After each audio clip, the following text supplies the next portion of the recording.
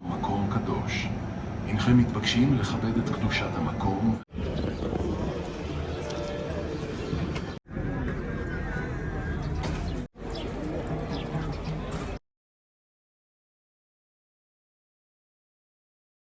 Doing a tour of the Western Wall, so let's have a look. Does everybody have a place to see the along come in and the morning? See it? That was in the time of the Byzantines. After the Byzantines, they allowed Jews to come visit once a year. We'll talk about that later, I believe.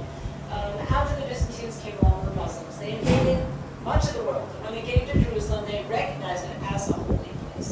Now, third in importance to Mecca and Medina, they believed that Muhammad, on his horse, landed and came along here too, where the Al-Aqsa Mosque is, which is the black and gray domes on the southern end of the Temple Mount. Jumped from there to the foundation rock, and from the foundation rock where the world was created from Muslim invasion, a group of people called the Mamluks. They were Egyptian slaves that rose to power. And in doing so, they had a creative idea. Now, how many times do Muslims pray a day? 5 times, that's correct. Which means it's exhausting, going from the Temple Mount down to the valley, which is called the Tyropian Valley, which is quite a distance down, and its tallest point, the Western Wall, is 60 meters high. Up and down 5 times a day. And so they decided to build a series of arches alongside the Western Wall in order to lift up and to support an entire Muslim neighborhood, what we refer to today as the Muslim Quarter. Built around 600, 700 years ago, up on top of those arches, in order for there to be, pretty much, direct access to the Temple Mount. Our journey today is going to take us in the basement of the Muslim Quarter. In other words, we're walking alongside the Western Wall, under their houses. So if you feel anything dripping on you, you know where it's coming from. Yeah. Let's take a look for a moment, just to understand it on a graphic level, makes it a little bit clearer. You can see arches in the stage house is built on right up against the Western Wall. Bathrooms, bedrooms, living rooms. Till today, that's the story, up against the Western Wall. Fast forward, 1967, 6-day war, 5 countries breathing down our neck, actually wanting to wipe us off the map. Miracle of miracles, number 1, we survived the attempt to destroy us. In a defensive move, the Israeli soldiers running across the Temple Mount. Actually, one of the liberating soldiers was on my tour a few weeks ago, and he mentioned they didn't even know where the Western Wall. It had been in Jordanian hands for 19 years. So actually an Arab pointed out to them, this is the wall of the Jews. They were able to access it from there. Other soldiers came through the Mughrab section, which was the North African slum neighborhood, mostly abandoned years earlier. Those that didn't originally abandon, when they saw the Israeli soldiers, they ran away. They were scared. The Israeli government compensated them for their homes. Why? They realized now with the acquisition of Jerusalem, the war had ended, and there would be tens of thousands of people wanting to come to see the Western Wall. A few days before Shavuot, one of the very special holidays of the Jewish people. And so, in a very decisive move, they gave an instruction to a building contractor. My cousin was one of them. They were told to show up on Saturday night, not to say Havdalah, not to delay it anything, because they were concerned the United Nations might veto this move, even though they were compensated for, etc. And in one move, one night, with bulldozers, they cleared out the plaza in order to welcome the masses that came that year, and of course, for eternity. That's about the approach to the Temple Mount. So you've got a bit of a synopsis of Jerusalem's history. We're going to be making our way out to see it for ourselves. Can you see what the name of this passageway is? Arches have been built by the secret Byzantine, passageway sounds very mysterious. not the Byzantines, sorry, the So there was an Mamluks, historian Muslims. named Majaladdin that claims that this passageway is where King David ran away from his enemies. Is that true? No. Why? He didn't run away. Well, he did run away from his enemies. He was running. I mean, he was a brave guy, but he had to hide. But look, when was it built? Remember, this wasn't the time of the Temple under blue skies. It wasn't existing, this passageway, in the time of King David. It was built only 600, 700 years ago. It just goes to show you that not everything that historians, politicians, or even journalists say about the Middle East is 100%. Check it out before you believe. We're about to make our way deep down under. Those of you that are taller than me, which I think is 100% of you. Please.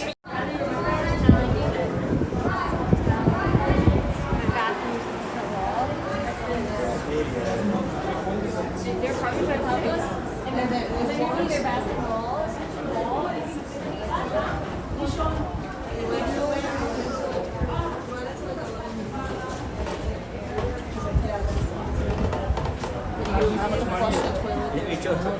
Be careful.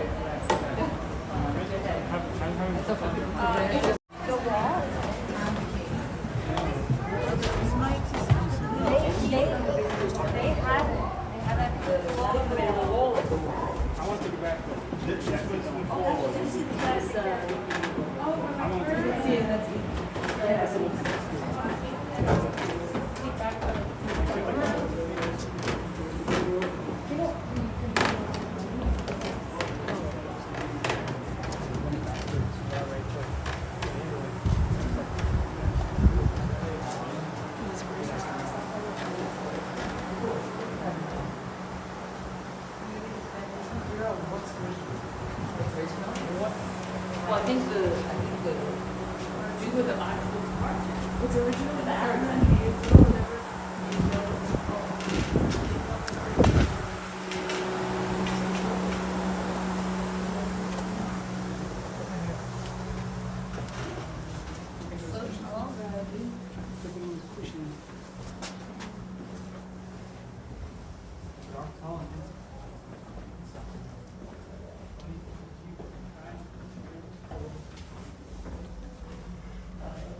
This is crazy.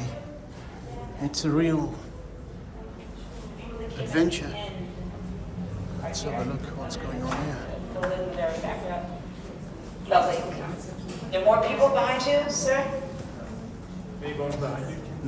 No, 2 people. 2 more people? Yep. Come on in. Okay, great. You made it. How many of you found the ladder? Anybody? Anybody find the pillar, the column, I hope? Yeah. To the plastic window? Yeah. Okay, don't worry. There are other occupations. You don't have to be there. All it is, it's great, but just keep a look for all these ancient things in terms of this is the city to look for it. You even have opportunities. You can go into excavation sites. They ask people, the volunteers, to come in and dig. Welcome to Wilson's Arch. In 1867, an explorer comes along and he moves away the dirt and the sewage, and he comes across this arch, and it's connecting to the western wall. This is not the western wall. The wall just beyond, parallel, is the western wall. Over in the women's section, it's actually a women's section over there if anybody's interested, protected from the elements over the men. They don't realize that when they're looking down, it's a whole different thing too, but there's a one-way glass. Let's take a look over here. You can see it on the picture as well. You don't have to see it over there. You can see the arch over here connecting to the western wall. That's named after Wilson, who discovered it. The next arch in the series of arches under that bridge is where we are now. Where we were originally is another arch further down, all supporting a bridge. You can even see the people walking on the bridge. The bridge was connected to the Temple Mount. Again, orient yourselves. It's in that direction. It's in front of you. And to the Jewish Quarter behind you, up on the cliff. Okay? If you can kind of picture that in your mind. Who lived in the Jewish Quarter in those days? It was the hierarchy, the rich guys, and the priests. Is there anybody here who knows that they are a priest? Wow, Madhim. Oh, amazing. So, are you the father? You want to choose somebody as an example? What's your name? Rami. What? Rami. Choose somebody I who need wants- somebody as an example. I'll go. You'll go? Thank you. What's your name?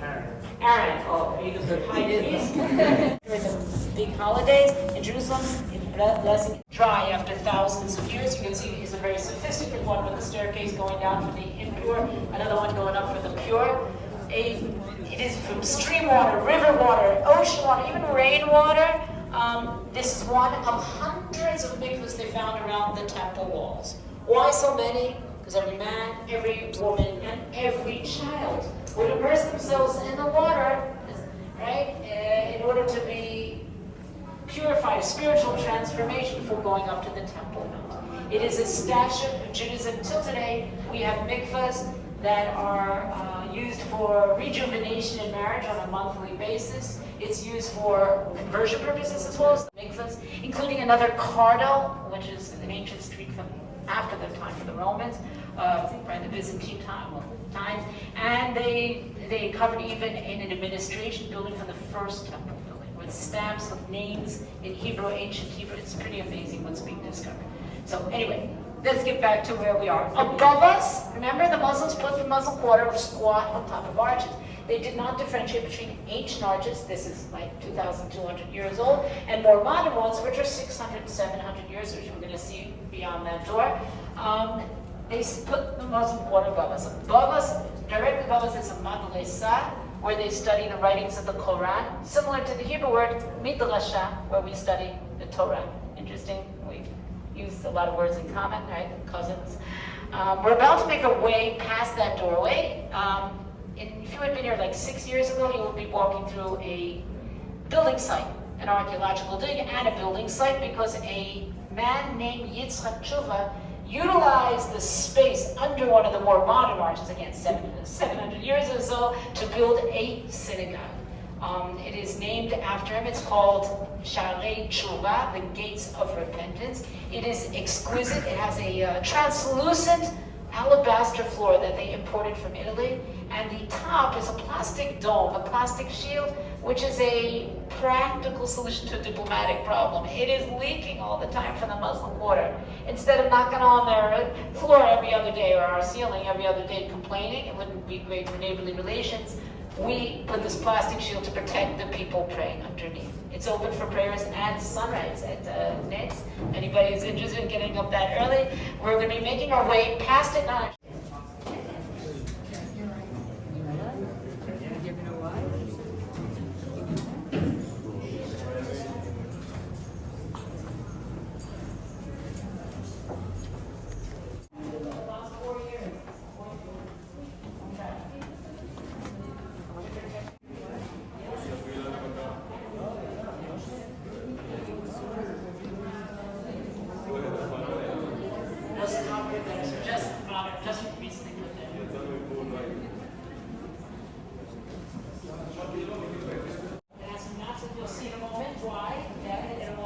Welcome guys to the Western Wall. Let's just make sure that everybody's in. Is that you the last one? Okay, no problem. Take a look over here on the picture. You see the Western Wall as we know it, right? 57 meters. That's in that direction, beyond where the men are praying indoors. Now we know the women are looking beyond the men's doors as well. Beyond that, where the men, the open section, the women, the open section, and then the mixed area. That's all the way down this way. We've just gone past Aaron's Bridge. Right? And we are here on this side, on this level over here. We're going to make our way northward along the Western Wall. Before we proceed, we're going to ask for 2 volunteers. Great. What's your name? Anna. And one more? And Rachel. Fantastic. So if you could move back for a moment. Hannah, can you go down that way? Rachel, you go down this way.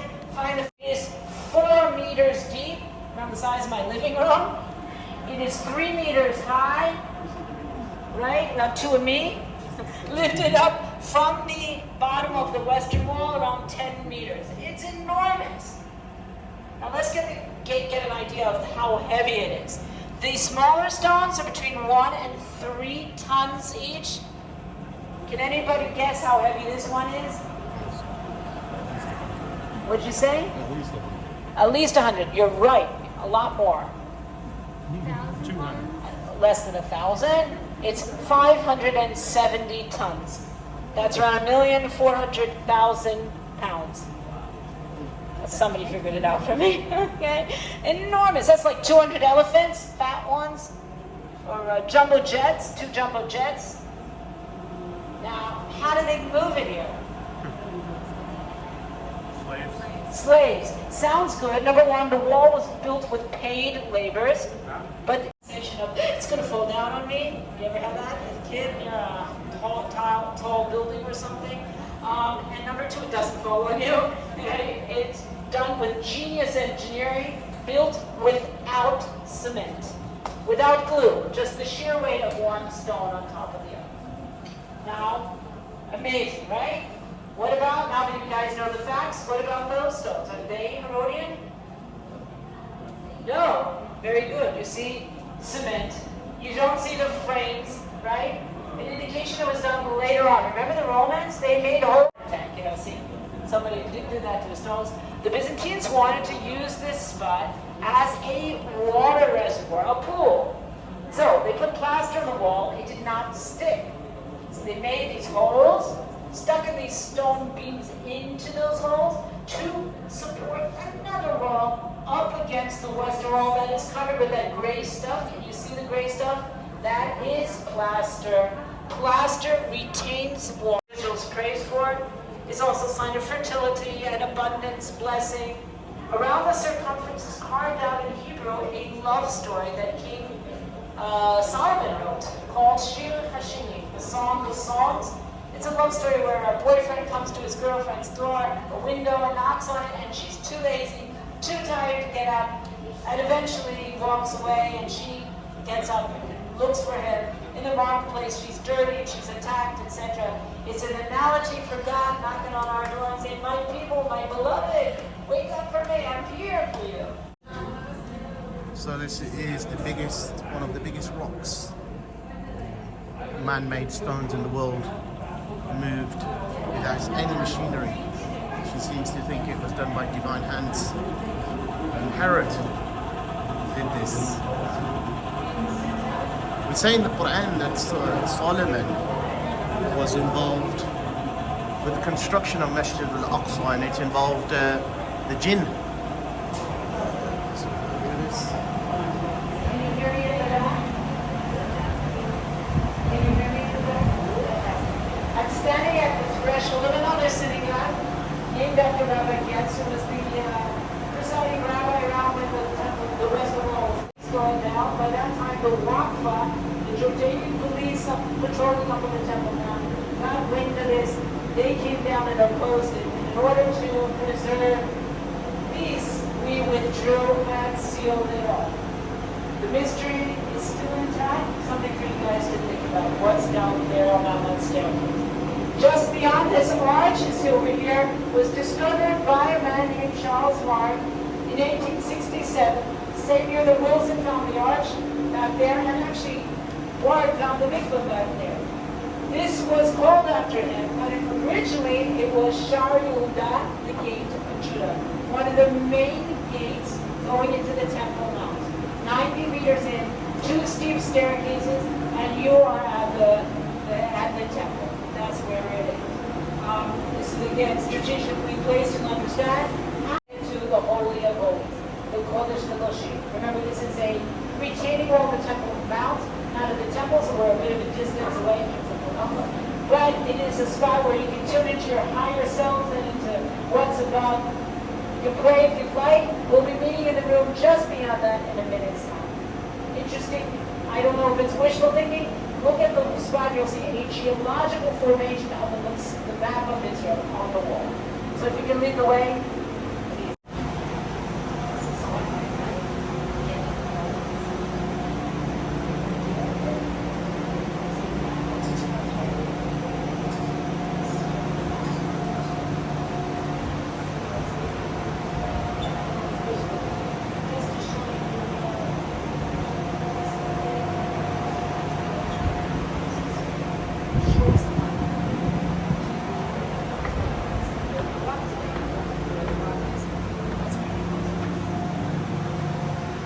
Those of you that missed the beginning, just mentioned, beyond that is where the world was created from, where we were really sacrificed the son for Jacob and the Jew, right over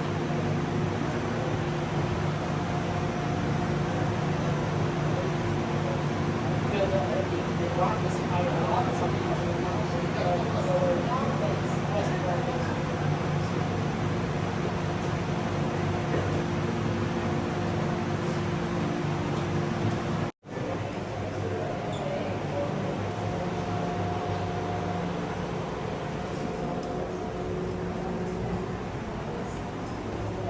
Fantastic. If you haven't peeked over the side, I recommend you do it. This section is the closest you can get to the Holy of Holies, which is located in the Dome of the Rock.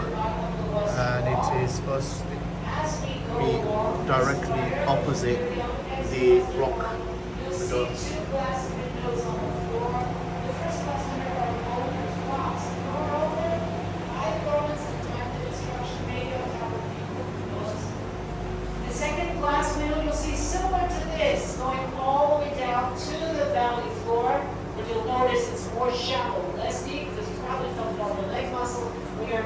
enough. We're going to be meeting eventually the street level from that time.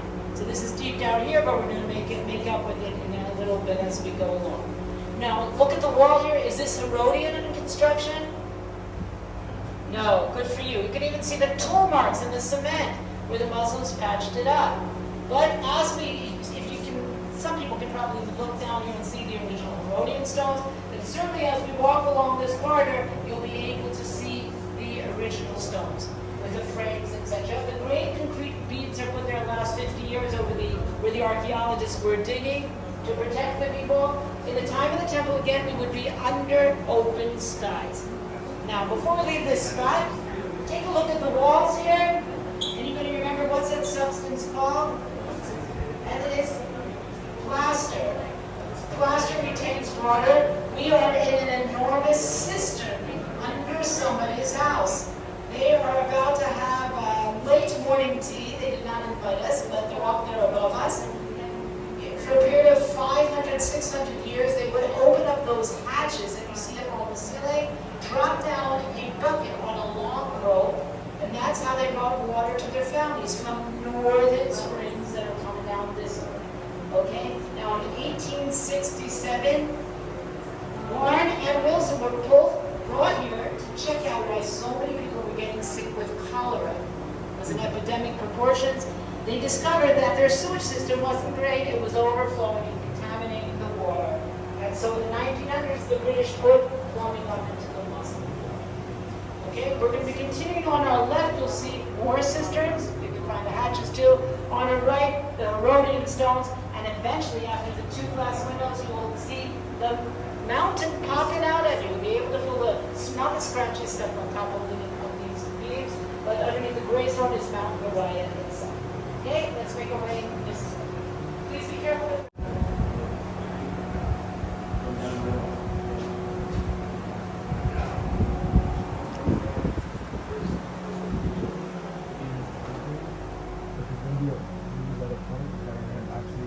Getting a bit tight in here. Very interesting tour. Muslim quarter here. And this is on the side of the western wall. It's a decent tour, to be honest. We're learning quite a lot. Of course, it's based on a certain narrative also, but it's very, very informative. It's quite warm in here, and that's why they've got loads of fans on. Seeing some interesting things. Let's keep going. So this is the wall. But it's amazing how on the other side activities going on up above. There's shops, people walking around, and then down here we've got this wall and these tunnels. It's an amazing feat of engineering as well that things haven't collapsed.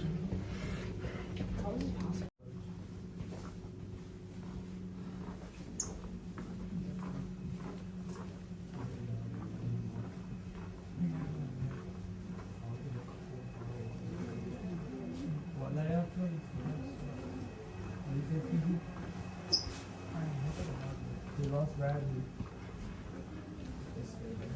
Leia, Bradley's lost. Leia, is Bradley with you? Leia!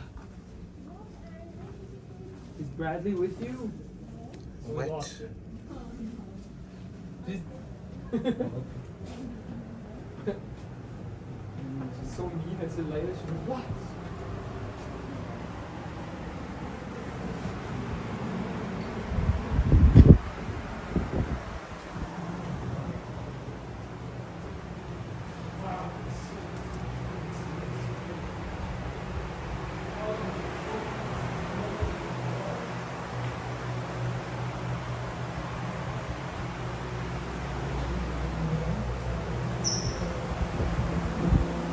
A lot of cisterns here.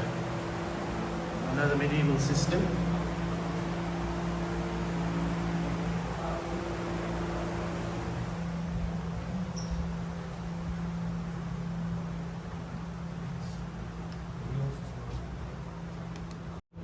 It's quite tight in here.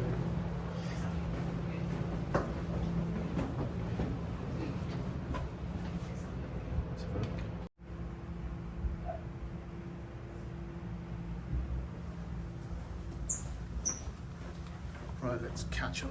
This is the natural rock mentioned on that plaque. Natural bedrock upon which the wall was built. This is the natural bedrock of Mount Moriah, Mount Moriah.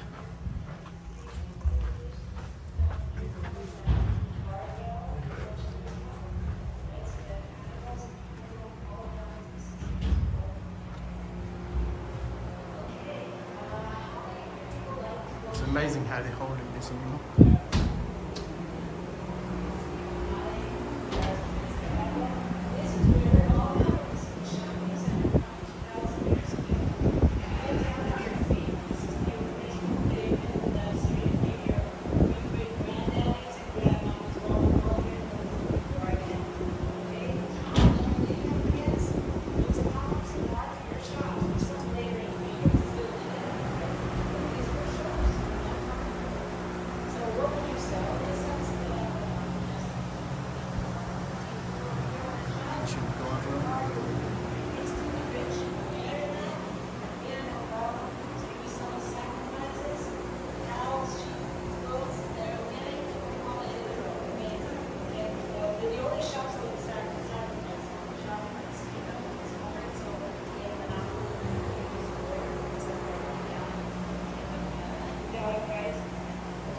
Into the price later on. The next shop over here.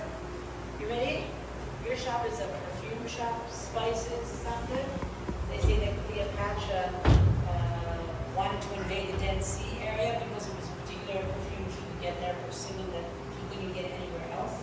How important perfumes are, and also to counteract the smell of the sheep when it goes on the person. Yes, you guys are. All right. Anybody here like to bake? Yes. Oh, I have two. Couple people. Okay, I see somebody who enjoys the baking.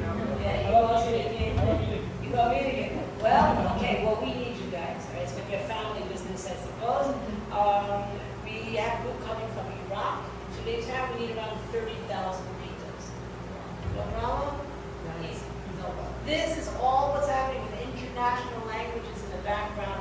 The smell of the barbecue meat from up above, the smell of the incense wafting over, the sound of the Levites singing their background music, the excitement in the air. We're in the shadow of Mount Moriah, carved out cosmetically to look like the Western Wall, because basically the Western Wall has ended. It's not stone brought from a quarry, but it's actually cosmetically carved out.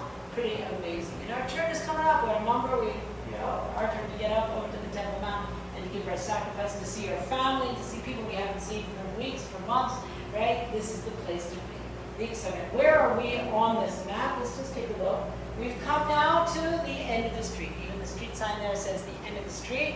If we look on this picture, we look up at a rectangle up on top. Well, we're looking from underneath, so we don't see that. We just see arches. But if we were at a bird's eye view or drone's eye view, we'd be seeing in the time of the temple, we would see this rectangle. Now there's a school for Palestinian girls up there.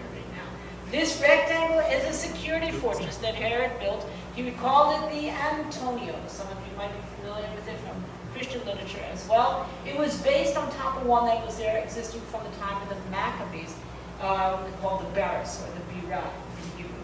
That was there. Why is everybody choosing the same spot to put a security fortress? Because it's a vulnerable spot. You can see kind of the mountain going up, more accessible, more vulnerable, and that's the truth is, that's where the Romans invaded. From the northwest position, from over here, from that side. Now, remember Herod was a very paranoid fellow? You see this black-looking snake? Looks like a snake. It's a water channel. Another aqueduct that used to bring water to the Temple Mount before Herod's time. Dating back at least to the Maccabees' time, maybe as far back as the first temple as well. The water would come in and stream into the Temple Mount. He didn't like it. He was scared, right? That's what paranoia is, right? He was scared it was going to erode the foundation of the Antonio, and so he redirected the flow of the water and closed off the water tunnel and embarked on that enormous project, bringing water from 23 kilometers away, even boring through mountains to get it at the right gradient. Crazy, right? But you see what happens. We're going to actually take a walk through that aqueduct in a short while. Don't worry, I don't think you're going to get too wet from it. as we walk through it. And before we leave this room, I'll just mention, is there anything in this room that looks half done, half finished? On this level, not done. Good for you. This mountain chiseled away there, chiseled at the base of it as well. You can see the arch over there, right? If you could just move for a moment, just let me see it, that would be great. You see it, where it's chiseled away? I'm not a builder, but I would presume that they were planning to move it out. The stone I'm standing on was not here for me to feel tall. Doesn't hurt, but that's right. It was to continue paving the street. Something happened to make the building stop. So we have two theories. Maybe you have something to add to it. That's you're welcome. One theory is that in the year -4, Herod died. When he died, nobody was there to pay the wages to the workers. It was not slave laborers. It was paid labor. Maybe our tax money.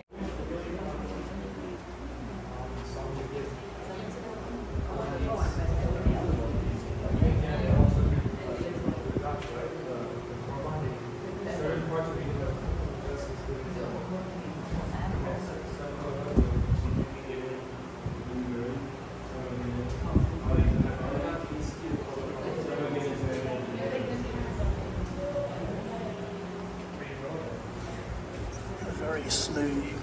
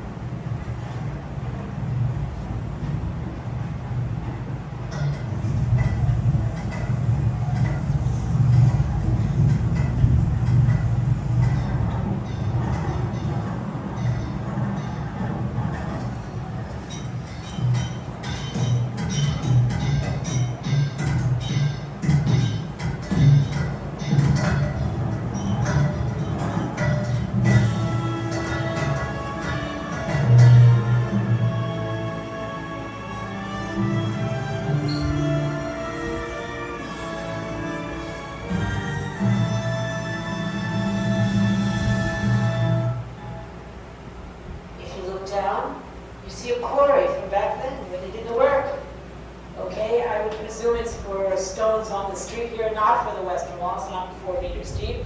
But interesting observation, it is carved out, but the stones were not removed. Further evidence of a job abandoned midway. We're about to make our way now through the aqueduct. As we go through, I just want to mention into the aqueduct. I know, that was good.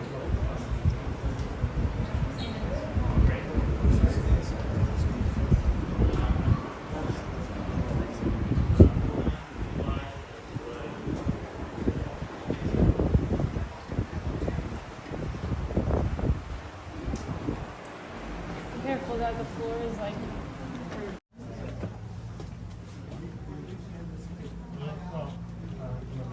These guys, we're going to be exiting out at the Muslim quarter now, but these guys aren't happy, so they're going to get security to come, i.e.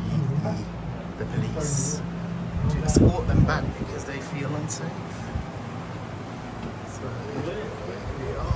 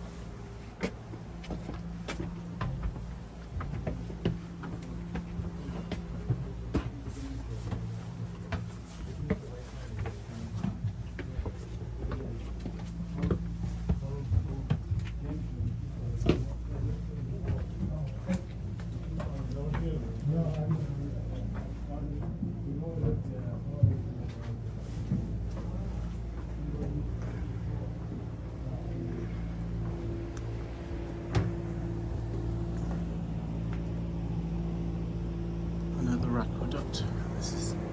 This is natural rock now.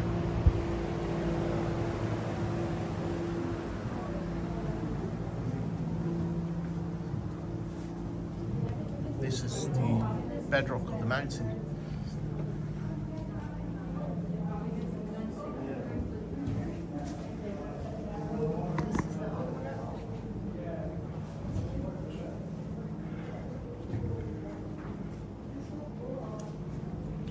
Seen in my previous video when I was going through the tunnel of Hezekiah,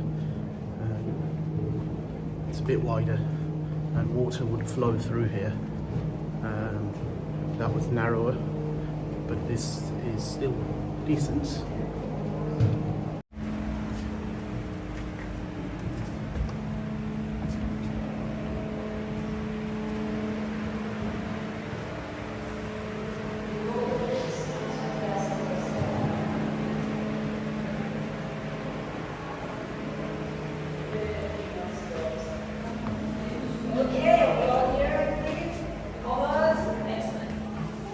Welcome people to this Truthian pool. This is the last station of our tour. When we go out, just for technical reasons, I'll just mention, the group that asked for security will stay together. The other people, of course, are free. You won't get outside to go on your way. But let them stay together. Please don't go shopping and stay together as a group, okay? We love it to be a city of peace. It hasn't gotten to that point yet. Unfortunately, there have been attacks along the way. That's the story about the technical side. Okay, we're standing at a pool that's called the Struthian pool. Struthian in Greek means a sparrow, a little bird. This is a smallish pool, about a third of the size, because the other 2/3 go beyond this wall, come along with this story. Remember Warren, Charles Warren, that discovered both Greek flat and the gate. Well, he had a very curious nature. He kept on exploring. He found this pool and he said, hey, I want to check it out. He got on a wooden door. You can kind of go around here in Jerusalem. He made his way down to the surface. It was locked up, it was closed off right here a long time ago. He managed to float along until he went beyond this wall, which was non-existent. Ended up at our neighbor's house, the Sisters of Zion convent. As luck would have it, a nun was coming down the stairs. She sees this guy floating on the water, gets a shock. They decided 160 years ago to build this wall to keep out unwanted guests. Today, however, the scene is different. If anybody wants to see the other 2/3 of the pool in their basement, you can pay. 50 years after the destruction of the temple by a man named Hadrian. He was known as in Hebrew, his name is Andrianos. He was known as a builder of cities around the world. And when he came to Jerusalem, he not only wanted to build, but he had another agenda, and that was to destroy the past. He had a vengeance against the Jewish people that he unfortunately took out on the people. It was a very oppressive rule. And a man named Bar Kokhba was known as a Jewish hero, tried to revolt against the Roman Empire that was still around 50 years after the destruction of the temple. The revolt was not successful. It was very massive. It was not successful in the end. Around 200,000 casualties apparently from the revolt. But one of the things that remained with Hadrian was a concept of who the Jewish people were. Why?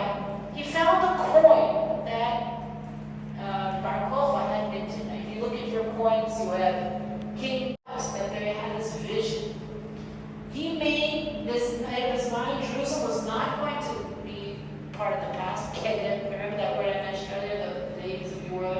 He wanted it to be a new Jerusalem. He renamed Jerusalem and the land of Israel. The land of Israel he gave the name Palestine. Yes, it was he back then after the destruction of the temple, not the Muslims today, who gave it that name. It was named after the arch enemies of King David, the Philistines. And the city of Jerusalem was named Ilia Capitalina, the capital of India. Who's he? Anybody guess? Adrian. He four names, one of them was he named the city his own city. Ironically, the 3 years they knew the name, the make of God's name. And that word together is Kadima. Onward, forward, let's go into the future. Seemingly the opposite. Because in order to go forward into a more meaningful future, you have to learn the lessons of the past. And that's why the soldiers, when they are indoctrinated or they're celebrating their position after they do their training, Pool has some fish in there. It's nice.